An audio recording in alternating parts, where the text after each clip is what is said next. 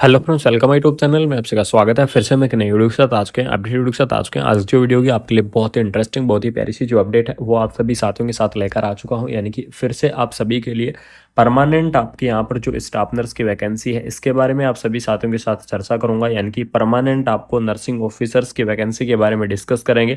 आपको मैं बता दूं, आपको स्टाफ नर्स की या नर्सिंग ऑफिसर की वैकेंसी के साथ साथ आपको यहाँ पर जो फार्मासिस्ट की वैकेंसी है वो भी आपको यहाँ पर देखने को मिलेगी, और जो MTS इनकी जो मल्टीटास्किंग जो स्टाफ है उसकी भी वैकेंसी देखने को मिलेगी। तो इनकी सभी की आपको असेंशियल क्वालिफिकेशंस क्या रहने वाली है, कौन कौन कैंडिडेट अप्लाई करेंगे, किस प्रकार से आपको वैकेंसीज को अप्लाई करना होगा, इन सारी चीज़ों के बारे में क्या करने वाला हूँ डिटेल में चर्चा करूंगा। आप सभी साथियों को डिटेल में इन्फॉर्मेशन यहाँ पर शेयर करूंगा। तो यहाँ पर देख लीजिएगा, नेशनल इंस्टीट्यूट ऑफ आयुर्वेदा की तरफ से यानी कि जो NIA की तरफ से जो वैकेंसी है वो आपके यहाँ पर रिलीज कर दी गई है। वैकेंसी का नोटिफिकेशन आपका यहाँ पर जारी किया गया है। सबसे पहले इंपॉर्टेंट डेट के बारे में डिस्कस करेंगे, क्योंकि काफ़ी सारे कैंडिडेटों को इस चीज़ से रिलेटेड डाउट रहेगा कि इसकी इंपॉर्टेंट डेट क्या है। उस चीज़ के बारे में आपको मैं बाद में बताऊँगा, बिल्कुल से आपको एक्सप्लेन करके बताऊँगा। तो यहाँ पर देख लीजिएगा, मेडिकल ऑफिसर की पोस्ट आपको यहाँ पर दी गई है। एज लिमिट की बात करूँ तो 40 ईयर आपको एज लिमिट दी गई है। MDMS वाली जो कैंडिडेट है वो इस मेडिकल ऑफिसर की पोस्ट के लिए एलिजिबल्स रहेंगे। उसके बाद में आपको अकाउंट ऑफिसर की वैकेंसी दी गई है। लेकिन जो सबसे इंपॉर्टेंट मैं बात करूंगा हमारे नर्सिंग ऑफिसर की जो पोस्ट है उसके बारे में डिस्कस करने वाला हूं। यानी कि NIA की तरफ से नर्सिंग ऑफिसर की पोस्ट दी गई है। लेवल 7 के हिसाब से सैलरी रहेगी। तो सैलरी के बारे में भी डिस्कस करेंगे। 30 ईयर आपकी यहाँ पर क्या रहने वाली है, एज लिमिट रहने वाली है। ठीक है, तो इसकी डिटेल देख लीजिएगा। सबसे पहले आपको लेवल 7 के हिसाब से जो सैलरी है वो आपको प्रोवाइड करवाई जाएगी। यानी कि आपकी जो सैलरी रहेगी 80,000 अबाउ आपको जो सैलरी है वो आपको यहाँ पर देखने को मिलेगी। यानी कि 80,000 अबाउ आपकी सैलरी रहने वाली है लेवल 7 के अंदर। उसके बाद में एज लिमिट यहाँ पर आपको 30 ईयर प्रोवाइड करवाई गई है। यानी कि 30 ईयर तक के जो कैंडिडेट है वो इस वैकेंसीज के लिए एलिजिबल्स रहेंगे, यानी कि इस पोस्ट को अप्लाई करेंगे। अब जो मैं बात करूंगा वो करूंगा कि यहाँ पर कौन कौन कैंडिडेट इस वैकेंसीज के लिए एलिजिबल्स है। तो इसके अंदर देख लीजिएगा, जो GNM कैंडिडेट है वो भी इस वैकेंसीज को क्या कर सकते हैं, अप्लाई कर सकते हैं, जिन्होंने GNM का कोर्स कर रखा है। उसके बाद में जो BSc नर्सिंग कैंडिडेट है, BSc नर्सिंग कैंडिडेट भी क्या कर सकते हैं, इस पोस्ट को अप्लाई कर सकते हैं। BSc नर्सिंग कैंडिडेट भी इस वैकेंसीज को अप्लाई कर सकते हैं। पोस्ट BSc नर्सिंग जो कैंडिडेट है वो भी इस वैकेंसीज को क्या कर सकते हैं, अप्लाई कर सकते हैं, जिन्होंने पोस्ट BSc कर रखा है। और जो MSc नर्सिंग कैंडिडेट है वो भी इस वैकेंसीज को क्या कर सकते हैं, अप्लाई कर सकते हैं। यानी कि नर्सिंग के अंदर डिग्री और डिप्लोमा वाले सभी कैंडिडेट इस वैकेंसीज के लिए अप्लाई करेंगे, चाहे आपने GNM कर रखा हो, चाहे आपने BSc नर्सिंग कर रखा हो। ठीक है, उसके बाद में यहाँ पर देख लीजिएगा, सैलरी के बारे में मैंने आपको बता दिया है। फार्मासिस्ट की वैकेंसी आपको प्रोवाइड करवाई गई है। लेवल 5 के हिसाब से आपको जो फार्मासिस्ट की जो सैलरी है वो आपको यहाँ पर प्रोवाइड करवाई जाएगी। 30 ईयर आपको इसकी जो एज लिमिट है वो आपको देखने को मिलेगी।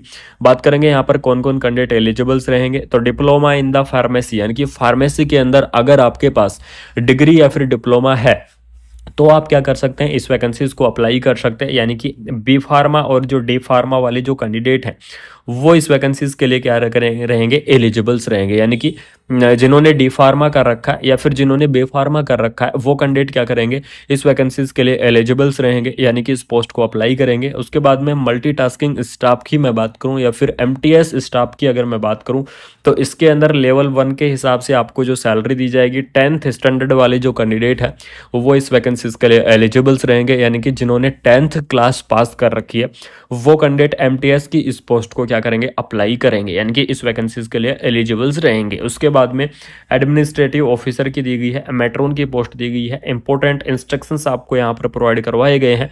ठीक है, सबसे इंपॉर्टेंट आपको मैं बता दूं, एज लिमिट के साथ साथ आपको एज रिलैक्सेशन भी आपको क्या किया गया है, प्रोवाइड करवाया गया है। यानी कि गवर्नमेंट रूल के हिसाब से आपको यहाँ पर जो एज रिलैक्सेशन दिया जाता है, आपको अलग अलग कैटेगरी वाइज आपका रिलैक्सेशन रहता है। तो यहाँ पर देख लीजिएगा, अलग अलग कैटेगरी वाइज रिलैक्सेशन की अगर मैं बात करूँ, आप सभी को पता ही होगा कि कौन सी कैटेगरी के अंदर कितनी एज रिलैक्सेशन दी जाती है। जैसे कि SC और ST है, इसके लिए 5 ईयर का रिलैक्सेशन प्रोवाइड करवाया जाता है। PWD कैंडिडेट है, इसके लिए आपको 10 ईयर का प्रोवाइड करवाया जाता है। और OBC कैंडिडेट के लिए आपको 3 ईयर का जो रिलैक्सेशन है वो आपको देखने को मिलता है। बात करेंगे एप्लीकेशन फीस के बारे में कि कौन सी कैटेगरी या फिर किस पोस्ट के लिए आपको कितनी जो एप्लीकेशन फीस है वो आपको यहाँ पर पे करनी होगी। तो एमटीएस स्टाफ के लिए आपको 2000 रुपये एप्लीकेशन फ़ीस पे करनी है। नर्सिंग ऑफिसर्स के लिए आपको 2500 रुपये एप्लीकेशन फ़ीस पे करनी होगी। फार्मासिस्ट के लिए आपको 2000 रुपये एप्लीकेशन फ़ीस पे करनी होगी, जनरल और ओबीसी कैटेगरी को, ठीक है। उसके बाद में एससी एसटी और जो एडब्ल्यूएस कैंडिडेट है, तो एससी एसटी एडब्ल्यूएस कैंडिडेट के लिए अलग फीस रहेगी। नर्सिंग ऑफिसर की 2000 रहने वाली है, फार्मासिस्ट की 1800 रहेगी, एमटीएस की 1800, ठीक है।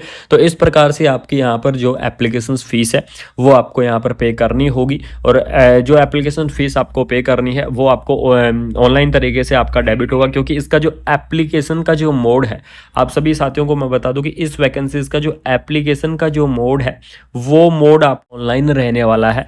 और आपको इसकी ऑफिशियल वेबसाइट से आपको एप्लीकेशन फॉर्म को फिलअप करना होगा। वो चीज़ मैं आपको बताऊँगा किस प्रकार से आपको इस वैकेंसीज के एप्लीकेशन फॉर्म को यहाँ पर भरना है, क्या ऑफिशियल वेबसाइट रहेगी, सारी चीज़ों के बारे में डिस्कस करेंगे। तो सबसे पहले देख लीजिएगा, नेशनल इंस्टीट्यूट ऑफ आयुर्वेदा यानी कि NIA की तरफ से वैकेंसी दी गई है। जयपुर के अंदर आपकी जॉब की लोकेशंस रहेगी, यानी कि जॉब की लोकेशंस आपको जयपुर देखने को मिलेगी।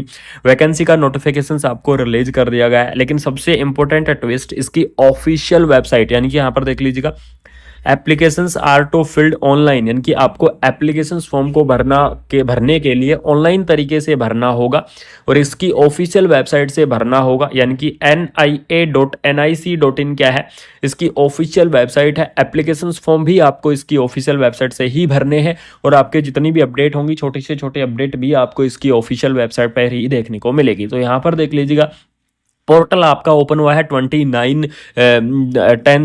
10 अक्टूबर के अंदर आपका जो एप्लीकेशन फॉर्म है वो आपके स्टार्ट हुए थे।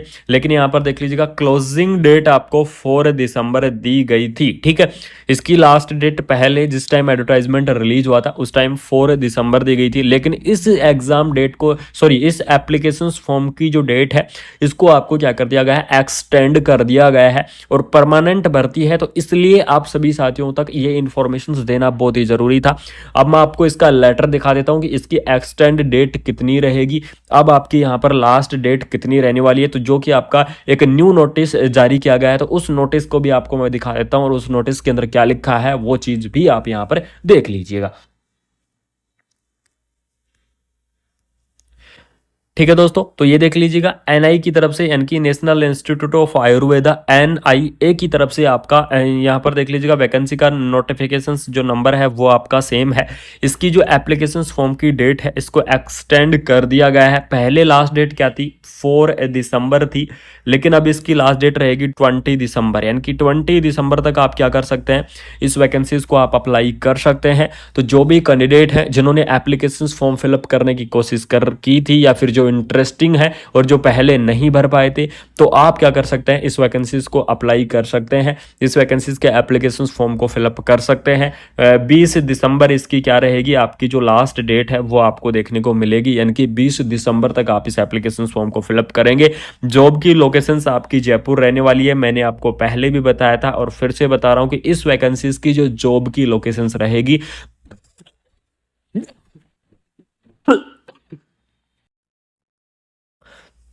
वो आपकी जयपुर रहने वाली है, ठीक है।